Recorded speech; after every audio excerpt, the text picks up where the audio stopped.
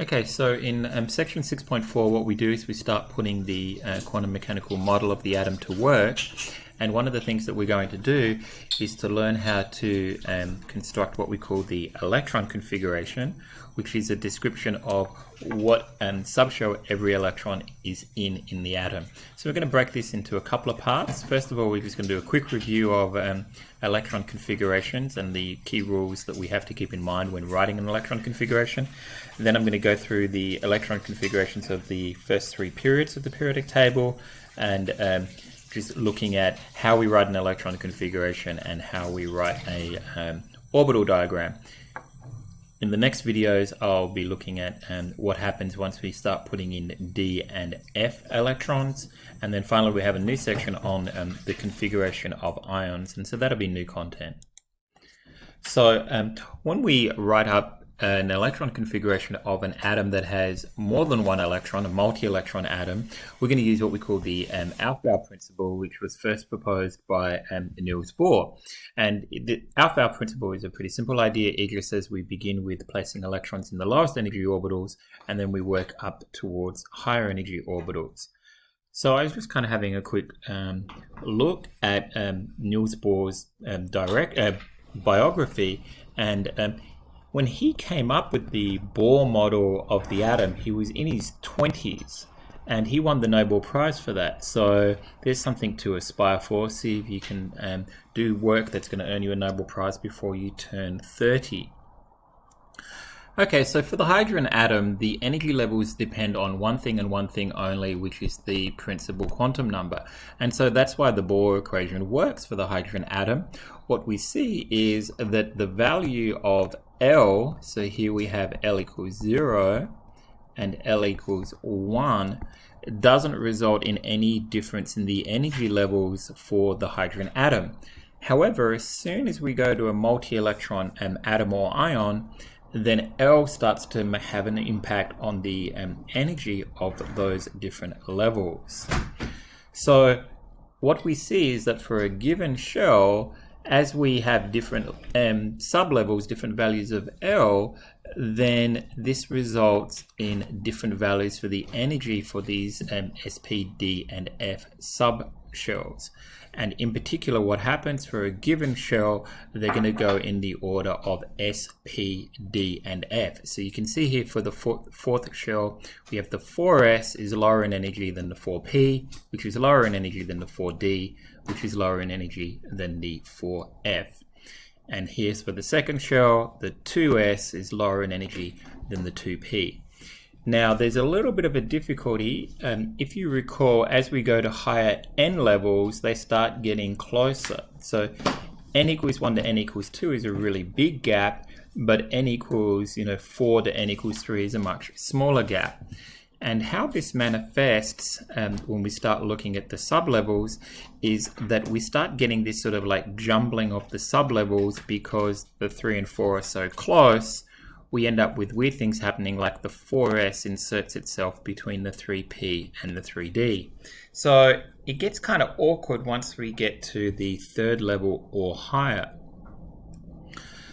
Okay, so previously we talked about the Pauli exclusion principle, and what the Pauli exclusion principle says is that no two electrons in the same atom can have the same set of 4 quantum numbers. So what this means for us is if an atom, or an electron, sorry, has the first 3 quantum numbers the same, then it must have different values for ms. And the possible values are +0.5 or -0.5. So what this really means is these first 3 quantum numbers are describing an orbital, a region of space where the electron might be found. And then the ms value is describing how the electron is spinning. And if they have the same n, l, and ml, that is, they are in the same orbital, then they must have different spins in order to be in that orbital. An alternative statement of the Pauli exclusion principle is only electrons with opposing spins may occupy the same orbital. So we can never have a situation where we have 2 electrons in the same orbital with the same spin. Now, we're going to have our third rule that's going to help us with electron configurations, which is Hund's rule. And Hund's rule says if there are multiple orbitals with the same energy, those are things that we call degenerate orbitals, then what we're going to find is electrons will not join electrons in the same orbital if an unoccupied orbital is available. So if I have a 2p subshell that's composed of 3 orbitals, what I'm going to do is I'm going to put 1 electron in each of those degenerate orbitals, and then I won't start pairing up until I have no option. So it's kind of like seats on the bus. If there's 5 people on the bus and another person hops on, they're probably going to take an empty seat by themselves before they'll sit next to a stranger. So with electrons, it's the same. When it comes time to put the second electron in, it goes into an orbital by itself. When it comes time to put the third electron in, it goes into an orbital by itself. But the fourth one, we have to start pairing up. But when we do pair up, we pair up with opposite spins. So that's our 3 rules for deciding or organizing an electron configuration. We've got the Aufbau principle, we've got the Pauli exclusion principle, and we've got Hund's rule. So now we're ready to go and start writing out electron configurations. So this is a little example just using Hund's rule here. We're going to put 3 electrons into a p subshell. We're going to put them into 1 orbital apiece, all with spin up. By convention, we always put the first electron in spin up rather than pairing up one of our orbitals and leaving one of our orbitals empty. So we're going to go across the first 3 periods of the periodic table, and we're going to do what we call ground state electron configurations for these elements. So the important thing when deciding an electron configuration is to look at your atomic number, and you can get that from the periodic table, and that's going to be equal to the number of electrons that you need to assign. So hydrogen has atomic number 1, only has 1 electron, and that goes into the 1s subshell. What I've written here is called an electron configuration. What I've written over here is called an orbital diagram. You need to do an orbital diagram if you're interested in how the electrons are spinning. Okay, so helium is the second element in period 1. It has 2 electrons because it has atomic number 2, and that finishes off the 1s subshell because an s subshell can hold at most 2 electrons, and both of those electrons will be paired up. Period 2 has a bunch of elements in it: lithium, beryllium, boron, carbon, nitrogen, oxygen, fluorine, and neon. So lithium is atom number 3, so it has 3 electrons. 2 of them go into the 1s2 subshell that is completely filled, and then the 2s subshell begins and it has 1 electron in it. So you can see that lithium has 1 unpaired electrons. And I just want to give a little bit of terminology here. Atoms with 1 or more unpaired electrons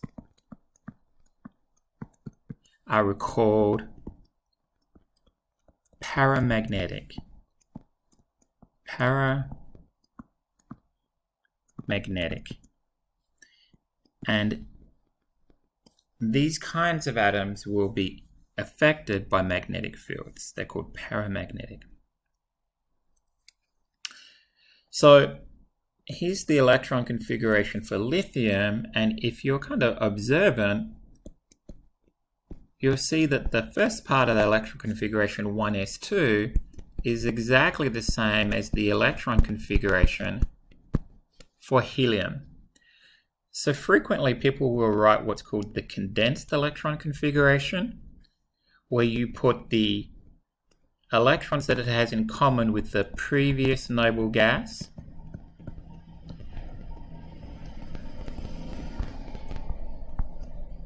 What you do here is these 2 electrons it has in common with the previous noble gas, which is helium. You write the symbol for that noble gas in square brackets, and then you follow it up with the additional electrons. So those electrons that are in the previous noble gas in the inner orbitals of the atom are referred to as core electrons. They're not going to be involved in bonding because they're not on the outer surface of the electron cloud. They're kind of buried in the atom. The electrons that are on the outer surface of the atom, the valence electrons, the ones that are on the edge, when two atoms come together, they're the ones that are going to be interacting. So these electrons that are in the outermost orbitals, they're called valence electrons, and they're the ones that are involved in chemical reactions and the ones that we are going to be really interested in. So beryllium has atomic number 4, so it's got 4 electrons, 1s2, 2s2. The 1s2 electrons can be replaced with the symbol for helium. These are the core electrons. The 2s2 electrons, these are the outermost electrons. These are the valence electrons. Looking at the orbital diagram, you realize that this atom has no unpaired electrons. And atoms with no unpaired electrons are what we call diamagnetic. And they're not affected by magnetic fields. So they're referred to as diamagnetic. Okay, so boron has 5 electrons. We've finished off the 2s subshell, so now we're into the 2p. So we're at 1s2, 2s2, 2p1. That gives us our total of 5 electrons. The first 2 electrons are found in helium, which is the preceding noble gas. So we can write the condensed electron configuration, helium, 2s2, 2p1. This is a paramagnetic atom. It has 1 unpaired electron. Okay, so after boron, we're on to carbon. Carbon has atomic number 6, so we need 6 electrons, 1s2, 2s2, 2p2. Again, we can replace the core electrons with the symbol for helium, and that gives us the condensed electron configuration. Writing out the orbital diagram, we've got 1s2, 2s2, and then the second electron that goes into the p subshell goes into an orbital by itself, so that we are following Hund's rule. And so we're going to put 1 electron in each of those orbitals in the p subshell before we start doubling up. Okay, so again, paramagnetic, 2 unpaired electrons. Right. Nitrogen has atomic number 7, so it's got 7 electrons, 1s2, that fills the 1s subshell, 2s2, that fills the 2s subshell, and then 2p3, 1, 2, 3. We've got 1 electron in each of the orbitals in the 2p subshell. Again, we can replace the electrons found in the preceding noble gas just for the symbol of helium in square brackets, and then we write the valence or outer electrons there. So it's these guys here in this outermost layer of electrons that are going to be involved in bonding for nitrogen. Oxygen is atomic number 8, so it's got 8 electrons, 1s2, 2s2, 2p4. That's the full electron configuration, replacing the core electrons with the symbol of the preceding noble gas, and then that gives us the condensed electron configuration. You can see that the 4th electron that's going into the 2p subshell is pairing up with that first orbital. So now we've only got 2 unpaired electrons, but it's still paramagnetic. Unpaired electrons are always going to be found in the valence electrons. So if you have a very long electron configuration and you're trying to figure out whether you have any unpaired electrons, you don't need to write out the orbital diagram for everything. You can just write out the orbital diagram for the valence electrons, for those outer ones there. Okay, fluorine has atomic number 9, so we need another electron, 1s2, 2s2, 2p5. And so we've put that second electron, or that 5th electron into this position here, leaves one of our orbitals is still partly filled. So again, this is still paramagnetic. Here's the distinction. These guys are core electrons, the ones that are found in the preceding noble gas. These ones out here, valence electrons. All right, we're getting closer. After fluorine comes neon. Neon has 10 electrons, so 1s2, 2s2, 2p6, and we finish off the 2p subshell. So there are no unpaired electrons in neon. We have completed the 2p subshell, and this guy is diamagnetic. Now the 2p subshell is full, so what's going to come after this? When we move on to our next atom, it's going to be the 3s. So looking at period 3, we're going to kind of rush through this a little bit. We've got sodium, magnesium, aluminum, silicon, phosphorus, sulfur, chlorine, argon. First of all, we've got to finish off the 3s. So sodium with 11 electrons, 1s2, 2s2, 2p6, 3s1. The core electrons, those that are found in the preceding noble gas, are now going to be represented by the symbol for neon, because neon was the previous noble gas. So we kind of move up one, and there we are. We just have these valence electrons here, 3s1. We've got one unpaired electron in the 3s, so this would be paramagnetic. Magnesium is element number 12, so it's got 12 valence electrons, 1s2, 2s2, 2p6, and now we finish off the s subshell.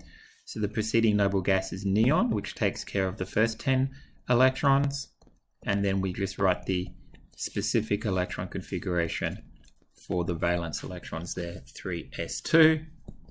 Now the 3s is completely full, and we need to move on to the 3p for the remaining elements in the period.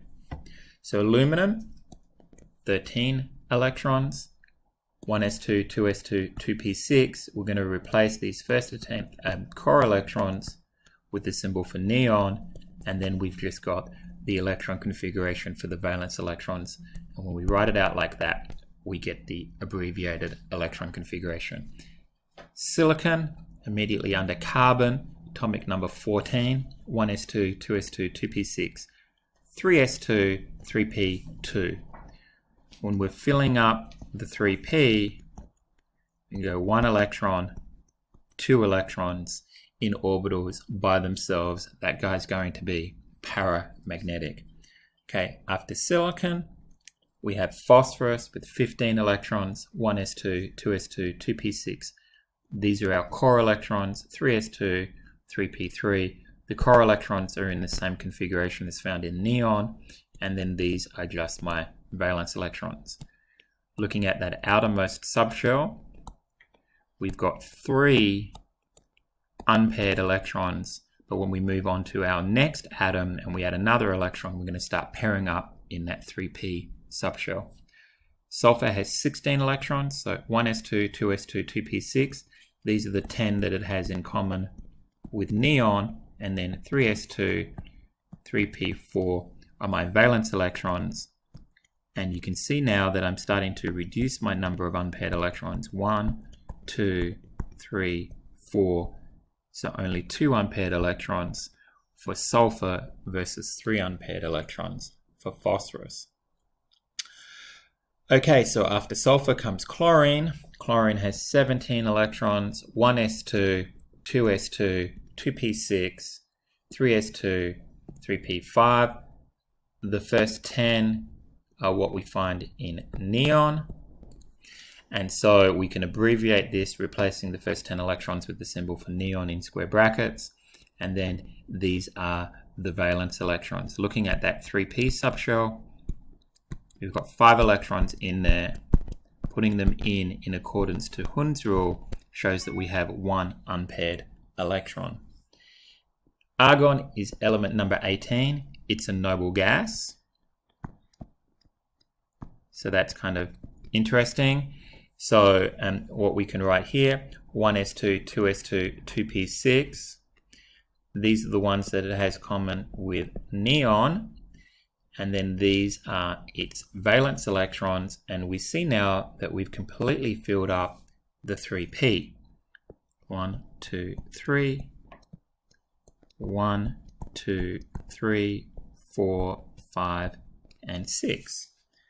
So we're now at the end of period 3. We're completely done. So that's our kind of little review of orbital diagrams and electron configurations. So we use 3 rules to help us with an electron configuration. We use the Aufbau principle. We start at lowest energy and work our way up to highest. We use Hund's rule that says that when we put electrons into orbitals, we don't start pairing up if we have another orbital where we can put the electron that has the same energy. And then we have the Pauli exclusion principle, which says that when we do pair electrons up in orbitals, we make sure we put them in with opposite spins. So we're going to use these rules to create a description of what electrons are in what subshells. That's referred to as an electron configuration. And we can also use an orbital diagram, which helps us understand how electrons are spinning within a given subshell.